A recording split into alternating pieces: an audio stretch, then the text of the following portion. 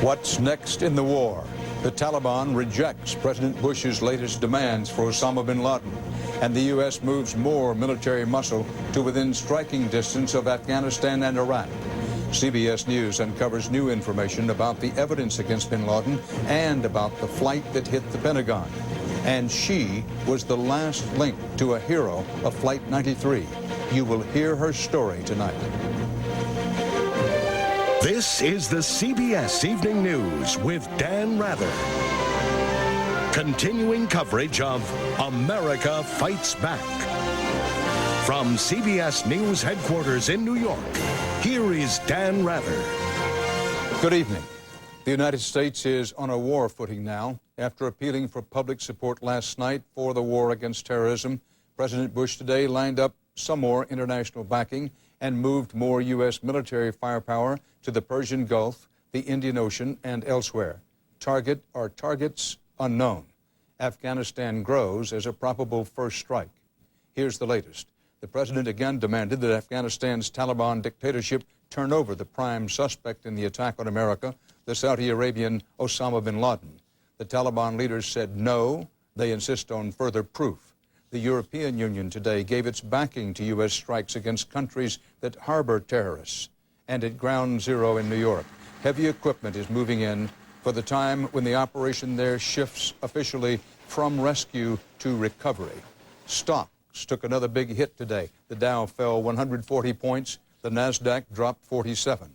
The Dow lost more than 1,300 points this week, an all-time record.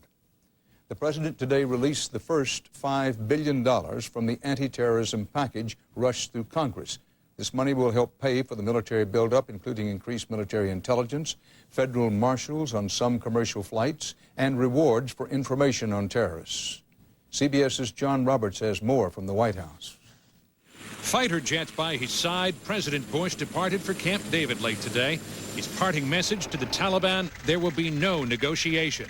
Hand over bin Laden now or else. The president has made very clear that he is looking for action, not words. The ultimatum to Afghanistan's leaders amounted essentially to a declaration of war, one that prompted angry demonstrations throughout neighboring Pakistan. Taliban supporters rioted in the streets, burned an effigy of President Bush, and again vowed to launch a holy war if the U.S. attacks. An event that now seems inevitable, says Carl Inderfirth, who dealt with the Taliban during the Clinton administration. I would say at this point, military action is unavoidable, but military action is only a part of the U.S. response. The president has vowed to use every weapon necessary to defeat bin Laden. But national security experts say Mr. Bush has failed to define clear objectives and raised questions as to whether his coalition will hold together if he brings a hail of fire against Afghanistan. Inderfirth cautions the president must carefully measure his response. It has to be targeted, and it has to be very clear that it is proportional. And that there are as few casualties of Afghans as possible. The president's address last night was received in Congress with a unity rarely seen.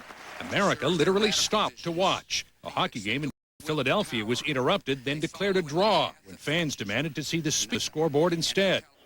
At the Organization of American States today, Colin Powell found invigorated support for the president's campaign.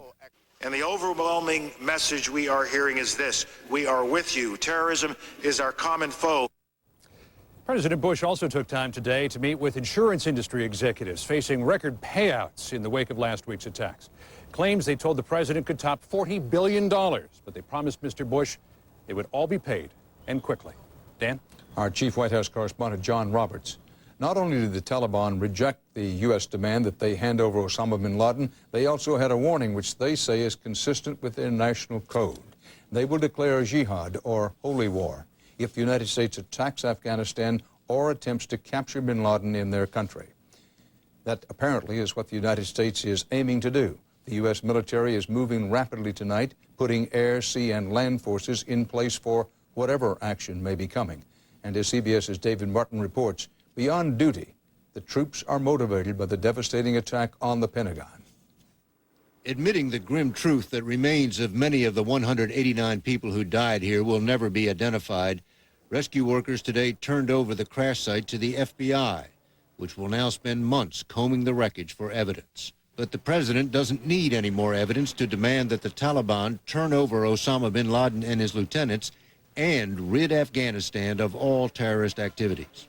Close immediately and permanently every terrorist training camp in Afghanistan and hand over every terrorist and every person in their support structure to appropriate authorities. And then he wants the Taliban to open up the camps to inspection. Give the United States full access to terrorist training camps so we can make sure they are no longer operating. With B-1 bombers taking off from South Dakota, the U.S. is making preparations to bomb the camps if the Taliban refuses. These strikes would be much larger than the ones launched against bin Laden's bases after the bombing of the U.S. embassies in Africa, but they are not likely to get all the terrorists, since many of them had left the camps before the airliner attacks. The Air Force has bombs designed to penetrate deep into the caves where bin Laden is believed to be working on chemical and biological weapons and perhaps even hiding nuclear material. But the only way to be sure is to go in with ground troops, Army commandos flown in from a nearby country, possibly Uzbekistan, where the U.S. is already planning to base a search and rescue unit to pick up any pilots downed in Afghanistan. But tonight, officials say an agreement they thought they had with Uzbekistan to base U.S. forces on its territory is unraveling. And until it is put back together, the Pentagon will be unable to deploy any forces into Uzbekistan. Dan? David Martin at the Defense Department. As well as many other foreigners, hundreds of Europeans may have died in the attack on New York's World Trade Center, and today their governments enlisted in the war on terrorism. Leaders of 15 European Union nations met in Brussels and acted with unprecedented speed. CBS's Jim Axelrod is in the Belgian capital. Jim? Dan, with just 3 days' notice, the heads of 15 European states have come here to show what they call total solidarity with the United States, an emergency summit that one U.S. official calls unprecedented. Under enormously tight security, the heads of the European Union states completed in hours a process that usually takes months, if not years. Among the ideas ratified, a single arrest warrant for all EU states. A suspect wanted in one could be pursued by police in all 15. A streamlined extradition process, and closing financial loopholes to choke off terrorists' money supplies. But it appears that solidarity may have limits. The Europeans were careful to say they support targeted attacks in any war that may come. That could give them a way out if the battle plans change. Dan? Jim Axelrod in Brussels. Scotland Yard tells CBS News tonight that British authorities have arrested 4 people in connection with the attack on America. No word on what the connection might be. The U.S. effort to build solidarity abroad includes building a convincing case against Osama bin Laden and company. CBS's Jim Stewart has late details on the evidence the U.S. is assembling. Jim? Dan, U.S. officials are working on a report that would spell out in as much detail as possible their evidence that links last week's attacks to Osama bin Laden. The report would be unclassified and presumably would be released sometime before the U.S. begins actual military operations against the terrorist leader. The problem is, officials admitted today they still have no hard evidence making that connection. President Bush last night went further than anyone has so far in outlining the case against bin Laden. And his comments marked the first time as well that any U.S. official has directly blamed bin Laden for the attack on the USS Cole. The evidence we have gathered all points to a collection of loosely affiliated terrorist organizations known as Al-Qaeda. They are some of the murderers indicted for bombing American embassies in Tanzania and Kenya and responsible for bombing the USS Cole. Other evidence expected to be cited in the report are bin Laden's own words in which he threatened terrorist acts and bragged about other deeds. Several communications intercepts are also expected to be described. Calling toll records and bank records are part of the evidence, as well as a trail of relationships, some of them 3 times removed, between the dead hijackers and bin Laden operatives. Meanwhile, officials confirm that some of the hijackers appear to have made several practice runs on the flights they eventually hijacked. Agents are checking other flight manifests for similar patterns. And finally, because it's been reported so widely that more attacks are expected Saturday, it bears repeating that the FBI has no firm evidence of that. Besides, one official observed, terrorists never hit us when we're on high alert, only when we're not. Dan. Jim Stewart in Washington. The search for a bin Laden connection now includes a mysterious older man who may have come to the United States to coordinate the hijack teams. The story has some foundation, but it's still speculative. The man was seen with the hijackers. He's unidentified. Investigators told the New York Times this fits a pattern in previous bin Laden operations, namely that a senior operative shows up on the scene to give instructions to suicide bombers. President Bush's spokesman said again today there is evidence the hijackers of American Flight 77 had been headed for the White House before they attacked the Pentagon. But CBS's Bob Orr has new evidence tonight indicating possibly otherwise. New radar evidence obtained by CBS News strongly suggests that the hijacked jetliner which crashed into the Pentagon hit its intended target. Top government officials have suggested that American Airlines Flight 77 was originally headed for the White House and possibly circled the Capitol building. But that's not what the recorded flight path shows. At 9:30, 8 minutes before the crash, radar tracked Flight 77 as it closed to within 30 miles of Washington. Sources say the hijacked jet continued east at high speed towards the city, but flew several miles south of the restricted airspace around the White House. At 9:33, the plane crossed the Capitol Beltway and took aim on its military target. But the jet, flying at more than 400 miles an hour, was too fast and too high when it neared the Pentagon at 9:35, forcing the hijacker pilots to execute a difficult, high-speed descending turn. Radar shows Flight 77 did a downward spiral, turning almost a complete circle and dropping the last 7,000 feet in 2.5 minutes. The steep turn was so smooth, sources say, it's clear there was no fight for control going on. And the complex maneuver suggests the hijackers had better flying skills than many investigators first believed. At 9:37, the jetliner disappeared from radar, and less than a minute later, the plane clipped the tops of streetlights and plowed into the Pentagon at 460 miles an hour. Some eyewitnesses believe the plane actually hit the ground first at the base of the Pentagon and then skidded into the building. And investigators concede that is a possibility. If that did happen, crash experts say, it may well have saved some lives. Bob Orr, CBS News at the Pentagon. Near the start of his speech last night, the president acknowledged a guest seated in the House gallery, Lisa Beamer. Her heroic husband was on the hijacked plane that took off from Newark, New Jersey, and crashed in western Pennsylvania, killing all 44 aboard. During the hijacking, Todd Beamer got a cell phone call through to Lisa Jefferson, a telephone supervisor in Oak Brook, Illinois. She spoke today for the first time to CBS's Cynthia Bowers. When I took the call over, there was a soft-spoken, calm gentleman on the other end. He told me that there's 3 people that have taken over the flight. At that point, I asked him his name. He told me Todd Beamer. He was from Cranberry, New Jersey.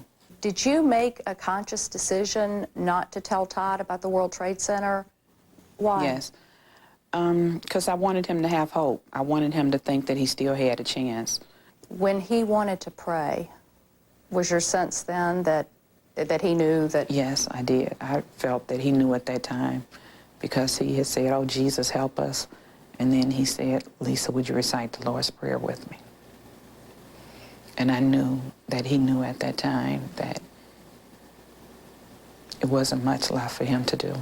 What do you think that this country needs to know about the men and women who were on board Flight 93? They're all heroes in my eyes. They really are. They all pitched together, and they did what they thought was the best thing to do at that time. And I feel that Todd played a great role in that, because when he told the guys, "Are you ready?" I assumed that they were waiting on his cue. Then they responded to him, and he said, "Okay, let's roll." And would you please help me welcome his wife, Lisa Beamer, here tonight? She called me that Saturday morning. I told her, I said, "You have 2 boys, David and Andrew?" She said, "Yes, yes, I do." I said, "You're expecting your 3rd child?" She said, "Yes. He told you all of that." I said, "Yes, he did. And he wanted me to let you know that he loved you and his family very much." And I gave her a message and kept my promise. We'll have more CBS News in a moment. It was my grandson's birthday. He just turned 3. We're going to move him out of his crib and buy him a big boy bed. I was on chemo then, and I was exhausted. Grandpa. I said to the doctor, I need help. I'm on a mission. If you're a chemotherapy patient and feel tired and weak, you may be anemic. Ask your doctor about Procrit. Procrit is a natural way to regain red blood cells lost during chemotherapy. And more red blood cells can mean more strength. Oh, this is a great one. This is a good one. Procrit is proven and safe. In studies, only diarrhea and edema occurred more often with Procrit than placebo. Procrit is for patients with non-myeloid cancers. How do you like it up here now?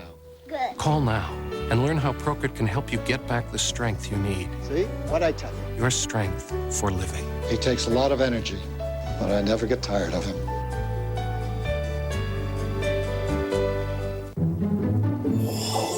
Abner, we're rich. We're rich? It's our new litter. It's got diamonds in it. Diamonds! What's a diamond? A diamond is a very valuable... You are mistaken, my friends. The diamonds are crystals in new Tidy Cats Crystals blend. The clay traps moisture. The crystals eliminate odor. And that is the only reason I agreed to live here with the likes of you. Whatever. New Tidy Cats Crystals blend. I still think they're diamonds. When I started having hot flashes and night sweats at menopause, my doctor recommended hormone replacement therapy, but I didn't listen. Up to 20% of a woman's expected lifetime bone loss occurs in the years following menopause. A year later, I went back to my doctor and found I'd shrunk an inch. I went on HRT, and I've been on it for years. My hot flashes and night sweats, gone. I feel great. HRT is not for all women. Talk to your doctor about the benefits and risks. The time to protect your future is now. New Malox Max challenges Mylanta Supreme. Who neutralizes more acid? Malox Max. Relieves pressure and bloating. Malox Max. Comes in 3 great new flavors. Malox Max. 3 ways the right choice is new Malox Max. Agree or it's free. 29. 30. 30. Now at Red Lobster, you can get 30 mouth-watering shrimp for just $9.99. Red Lobster, go overboard. Congress spent much of this day tending to the economic wounds inflicted by the attack on America, putting together a financial bailout for the airline industry, and talking about an overall economic stimulus package. CBS News business correspondent Anthony Mason has the latest tonight on the economic fallout. For Wall Street, the first week after the attacks was the worst week since the Depression. In 5 trading days, the Dow lost nearly 1,400 points, or 14%. The Nasdaq fell 16%. So what happened to the call for patriotic buyers? Well, Americans are very patriotic, but they tend to buy flags, not stocks. The worst hit industry this week was the airlines, followed closely by the hotel and travel industry that depends on them. Today, Minneapolis-based Northwest said it will cut 10,000 jobs immediately. Right now, economists say it's impossible to predict where the economy is headed. And depending on how consumers, investors, and business people view the war on terrorism, consumer confidence could surge or plunge, and that could make all the difference. In Manhattan today, former President Clinton was trying to do his part to promote confidence in the economy. Yesterday, the mayor asked all of us who live here to go out and shop, so that's what I'm doing. I'm doing what he asked. But there were few shoppers for stocks this week, says Arthur Cashin of UBS Payne Weber. Wall Street is waiting for America to go back to the malls. And the financial markets and the economy itself will wait to do better until America comes out of its house and goes to its store and goes to its work. But investors seem paralyzed by the worry that things could get worse before they get better. The Dow has now fallen for 8 straight trading sessions, and the major markets are now at their lowest levels since 1998. 3 years of gains are gone. Dan? Anthony Mason, thanks. Not far from Wall Street, more heavy equipment is arriving to speed up removal of the ruins at the World Trade Center. At most, only 2% of the debris has been removed up to now. There's still hope, but only a little hope of finding anyone left alive. More than 6,300 are missing there, 252 are confirmed dead, and more than 6,400 wounded. Up next, Eye on America. He's the man in charge of the president's new Office of Homeland Security. See how he'll affect your life.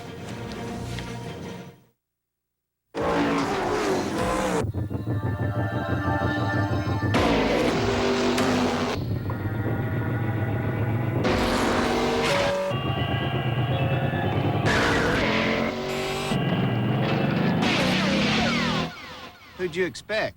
Bob Dole? Follow Mark Martin and the Viagra racing team this season. Get to your doctor for a checkup and find out if a free sample of Viagra is right for you. And for more information right now, race over to Viagra.com. Right on target. Now, Grecian 5 hair color targets only your gray hair to leave subtle tones like your own natural color, all in 5 easy minutes. Grecian 5 targets only the gray. Our guarantee is our promise. We have the power to make sure you love your glasses.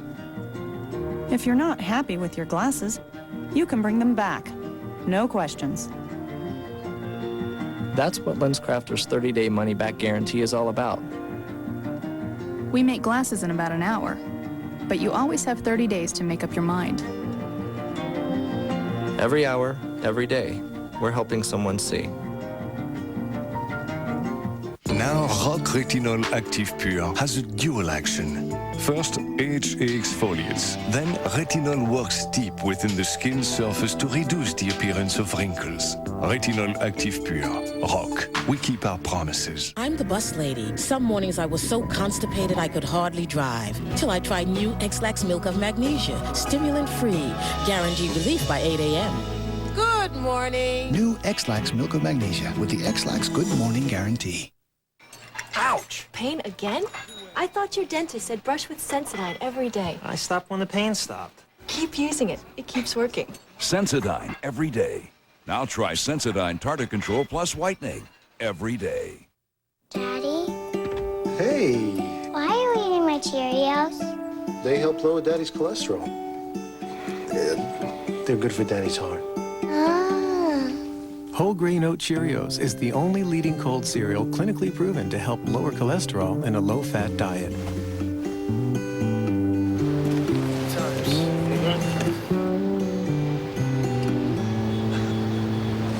It's a cholesterol thing.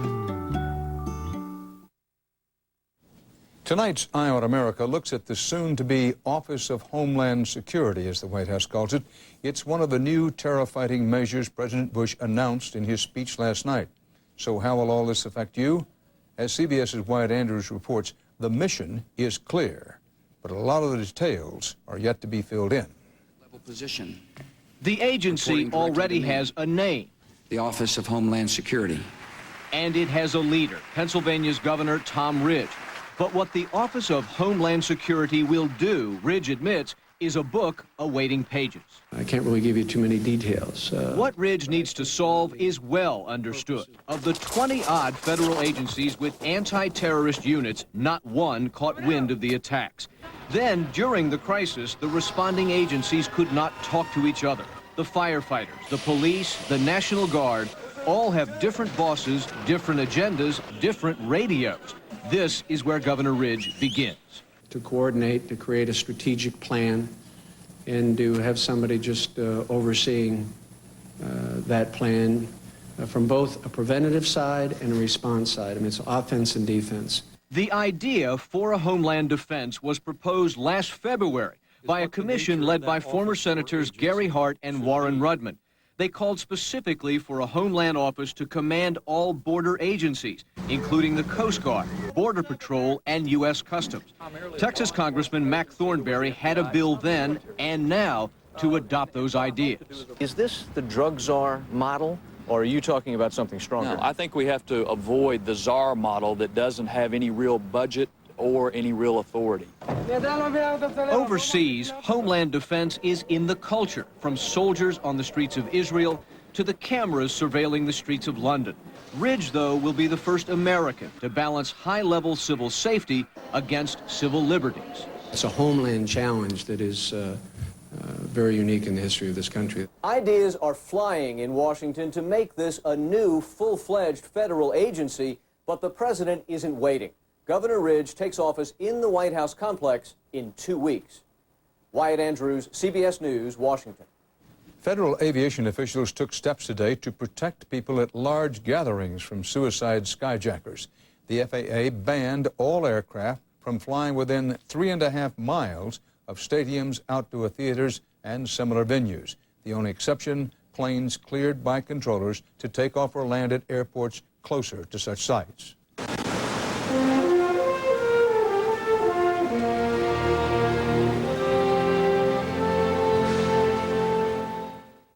Tired of struggling down glass after glass of powdered fiber for regularity?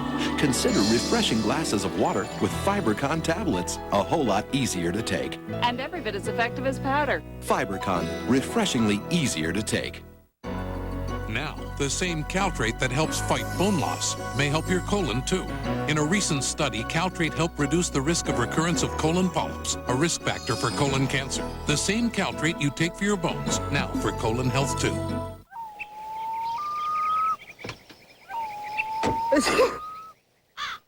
Yesterday, allergies took you out of it.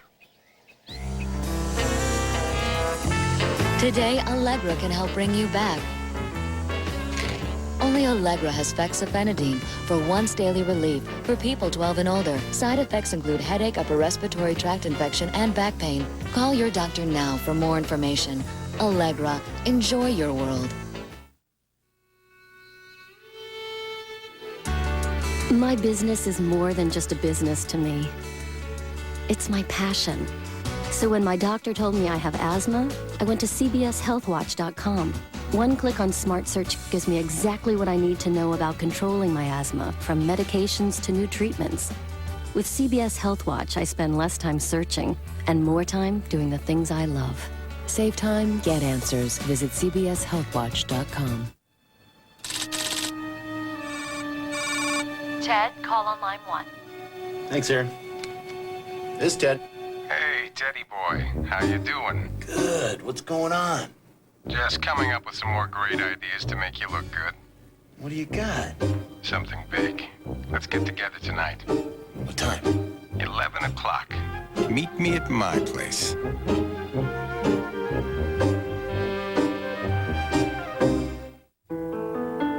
When you or someone you love is hospitalized, safety matters most. That's why doctors and hospitals choose Tylenol more than any other pain reliever. Tylenol. Take comfort in our strength. If you suffer from heartburn caused by acid reflux, get Gaviscon. Gaviscon tablets become smooth and creamy, forming a soothing protective barrier that helps keep acid down. Gaviscon, relief from acid reflux without a prescription.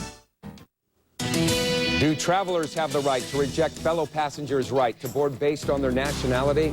It happened last night at 6. Even America's prison population has been touched by the tragic loss of life in New York and Washington. Some Louisiana inmates who earned pennies working in the fields gave $11,000 to the relief effort. Tonight at 9, CBS and many other networks, radio and television, will simulcast a celebrity telethon to raise money for victims of the attacks. With the thought in mind how important Pakistan is, Sunday on Face the Nation, Bob Schieffer talks to Pakistan's ambassador. I'll be back tonight at 8 o'clock with 48 Hours, America Fights Back.